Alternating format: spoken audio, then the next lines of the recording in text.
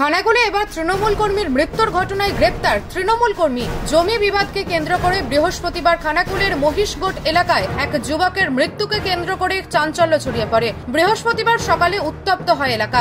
পরিস্থিতি সামাল দিতে ঘটনাস্থলে পৌঁছায় খানাকুল থানার বিশাল পুলিশ বাহিনী। তৃণমূল কর্মীর মৃত্যুতে তৃণমূলের দুষ্কৃতীদের বিরুদ্ধে মারধরের অভিযোগ ওঠে। রাতেই বাপি মল্লিক নামে তৃণমূল কর্মীকে আটক করে খানাকুল থানার পুলিশ। শুক্রবার খুনের চেষ্টার অভিযোগে ওই ব্যক্তিকে আরামবাগ মহকুমা আদালতে তোলা হয়। যদিও তৃণমূল কর্মীর মৃত্যুর ঘটনা খতিয়ে দেখছে খানাকুল থানার পুলিশ। নিউজ আজ বাংলা, খানাকুল।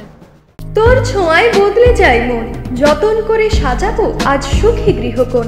মন পছন্দের শেষ কথা মানি লোকপ্রিয় মার্বেল অ্যান্ড হার্ডওয়্যার, সততাই আমাদের মূলধন। Marble, tiles, bath fitting, submersible, নল ফিটিংস, এখানে পাবেন সমস্ত পরিষেবা। আমাদের ঠিকানা ঘোষপুর, রামপ্রসাদ, হুগলি।